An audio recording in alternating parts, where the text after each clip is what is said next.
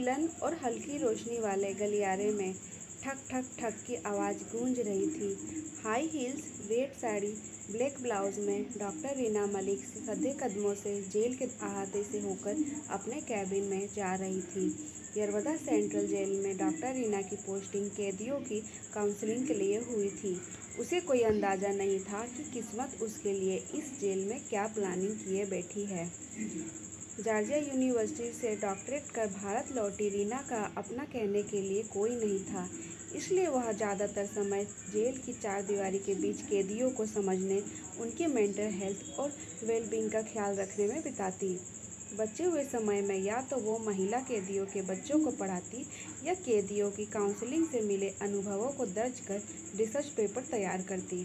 Criminal psychology में doctorate के दौरान उसने देखा था कि भारत में कैदियों की मेंटल हेल्थ साइकोलॉजी पर स्टडी ना के बराबर थी, इसलिए वह इस फील्ड में काम करना चाहती थी। वह बच्चों को पढ़ा रही थी कि जेलर ने उसे अर्जेंट बुलवाया। पता चला कि एक कैदी रोहन शाह तीसरी बार सुसाइड अटेम्प्ट कर चुका है। आज उसने अपना सिर सलाखों पर दे मारा था। फिलहाल उसका ट्रीटमेंट चल रहा था। जेलर ने डॉक्टर रीना से रिक्वेस्ट की कि वो अपने वीकली शेड्यूल में इस कैदी को प्रायोरिटी पर शामिल करे। इसे काउंसलिंग की सख्त ज़रूरत थी। रीना उसकी केस फाइल लेकर अपने कैबिन में लौट आई। अगले दिन पट्टियाँ बांधे रोहन उसके सामने खड़ा था। रीना को अब तक पता चल चुका था कि उम्र कैद काट रहा रोहन अपनी पत्नी के मर्डर के बाद यहाँ पहुँचा है। उसने पहले भी मर्डर और सुसाइड टेंडेंसी वाले पेशेंट की काउंसलिंग की थी, इसलिए उसे ये केस मुश्किल नहीं लगा। लेकिन 1 घंटा बीतने के बाद भी जब रोहन के मुंह से एक शब्द नहीं निकला, तो रीना समझ गई कि यह केस इतना भी आसान नहीं है।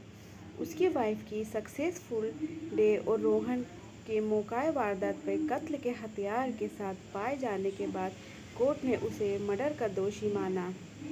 थाकरत गिरफ्तारी के बाद से केस की सुनवाई पूरी होने तक उसने ना अपनी सफाई में कुछ कहा था और ना ही अपनी गलती मानी थी।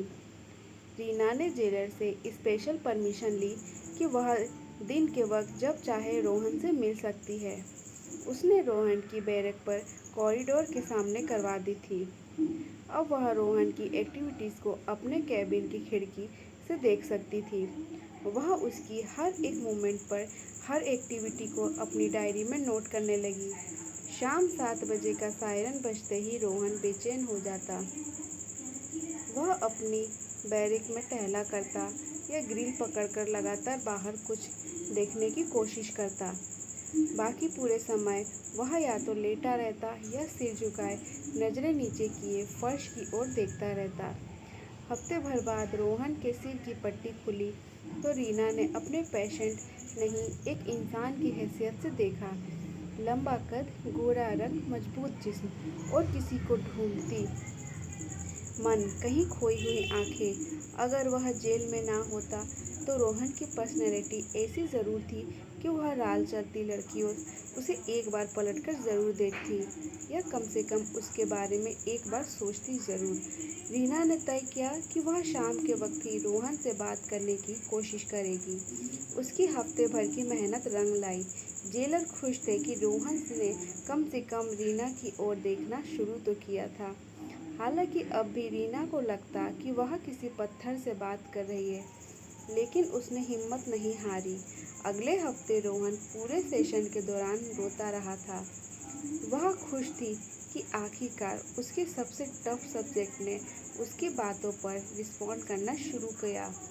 रीना की कोशिश थी कि वह रोहन से उसकी ज़िंदगी के बारे में तफसील से जाने, लेकिन रोहन अतीत के जख्म पर हाथ रखते ही बेचैन हो जाता। रीमा ने जेलर से परमिशन ली कि वह रोहन को 2-3 घंटे के लिए बैरक से बाहर रखना चाहती है। इस केस में इम्प्रूवमेंट होते देख जेलर ने ये परमिशन भी दे दी। रीना ने रोहन की केस फाइल पढ़कर इस रोशन के लिए अपने केस को वैसा ही सेटअप किया जब उसकी वाइफ की डेड बॉडी मिली थी। इस कमरे में कदम रखते ही रोहन ठिठक गया, लेकिन रीना उसका हाथ पकड़कर उसे अंदर ले गई। आज पहली बार रोहन ने रीना से कहा, वो बहुत अच्छी थी। मैं उसे मारना नहीं चाहता था। रीना के लिए यह बड़ी सफलता थी। अब उसने रोहन के सेशन बढ़ा दिए थे। वह उसमें अलग अलग टेक्निक आजमाती। इसका असर भी दिखने लगा। रोहन रीना के सेशन में खुलने लगा था। रीना उसके गिल्ट और रिमोर्स की तह तक जाना चाहती थी और पूरी बात जानना चाहती थी। फिलहाल यही उसका एकमात्र मकसद नज़र आ रहा था। अब उसके सेशन भी लंबे होने लगे थे। रीना देख सकती थी कि रोहन को कुरेदने से वह अंदर तक लहूलुहान हो जाता। रोहन उसकी गोद में सिर रखकर घंटों रोता रहता। रीना को उसे बच्चों की तरह चुप कराना पड़ता।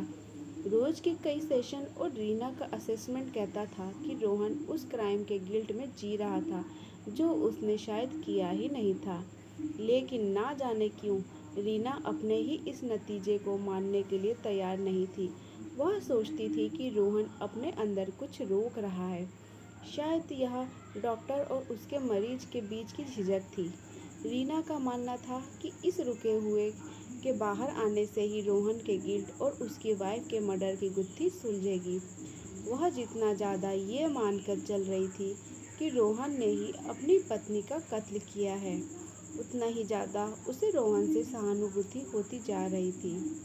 रोहन को खंगालने की हद रोज उसके टॉर्चर पर खत्म होती थी। इस सेशन के अगले कई घंटों तक रोहन बिना खाए पिए फर्श पर ऐसा निस्तेज पड़ा रहता जैसे किसी ने उसे करंट के झटके दिए हो। जेलर ने एक दो बार रीना से पूछा भी कि रोहन की हालत बेहतर हो रही है या बदतर, लेकिन रीना के भरोसा दिलाने के बाद जेलर भी चुप हो गए थे। रोहन के हाथों हुए जघन्य अपराध उसके सीने में इसे बेइंतहा दर्द और गिल्ट की कई परतों के नीचे रीना को एक आम इंसान की रोशनी नजर आ रही थी। वह ना चाहते हुए भी उस रोशनी की खोज में गहरी उतरती चली गई। जेलर की तंग दीवारों के बीच रीना अपने अंतस को सेल नंबर 108 में पाती थी। उसका पेशेंट रोहन उसके ख्यालों पर काबिज हो चुका था। ना को उसके कॉलेज के दिन याद आ गए जब हाइब्रिस्टोफिलिया के टॉपिक पर पूरी क्लास में उसकी हंसी छूट गई थी। किसी अपराधी के जुर्म और उसकी सोच को जानते हुए भी उससे रोमांटिक फीलिंग डेवलप हो जाने को क्रिमिनल साइकोलॉजी में यही नाम दिया गया था। पूरे वक्त प्रोफेशनल किरदार में रहने के बावजूद रीना रोहन के सेशन के बाद खुद को दिल के हाथों मजबूर मानने लगती। इस जादू की गिरफ्त से बचने के लिए रीना ने कुछ दिन का ब्रेक लेकर जेल से बाहर जाना बेहतर समझा। वैसे बाहर की दुनिया उसे जेल से ज़्यादा पेचीदा लगी। ऐसे ही एक शाम वह बार में बैठी अकेली बियर पी रही थी कि 3 शोधों ने उसे अकेली जानकर छेड़ने की कोशिश की। पहले तो उसने उन्हें इग्नोर किया, लेकिन जब वे उसकी टेबल तक आ गए तो उनमें से एक ने उसका हाथ पकड़ा तो रीना ने अपनी टेबल पर रखी बियर की 2 बोतलें दोनों हाथों में ली और घुमाकर उसके सिर पर दे मारी। पूरे बार में भगदड़ मच गई। वह लड़का रीना की टेबल पड़ा अपने ही खून से सन चुका था।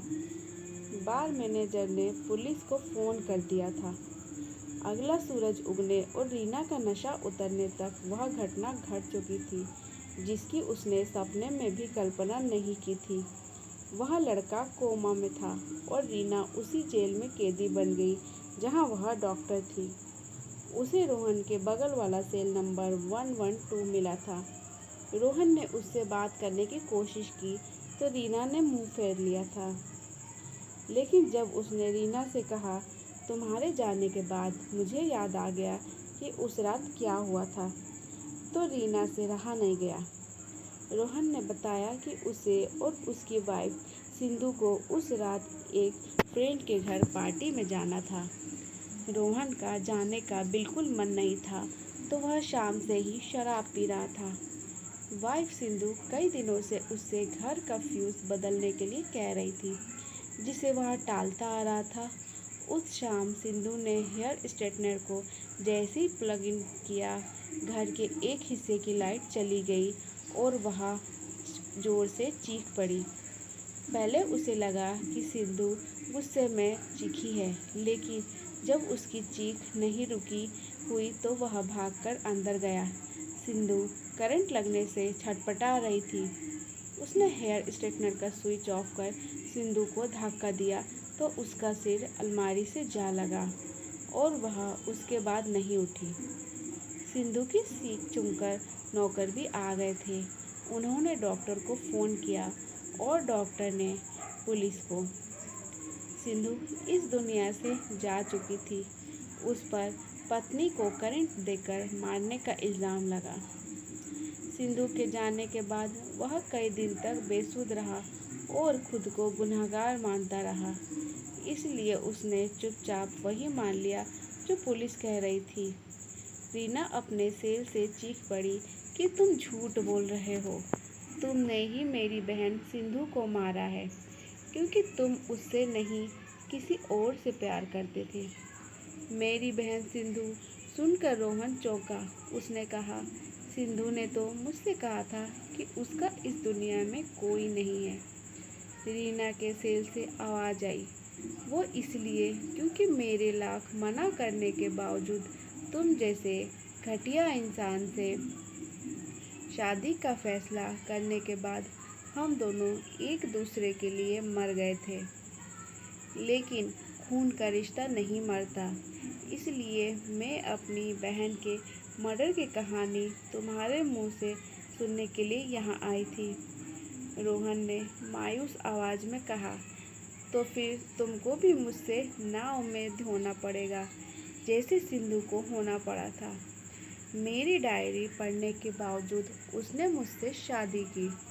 मैं हार्ट ब्रेक और सिंधु से शादी के गिल्ट से नहीं निकल सका और शराब पीने लगा।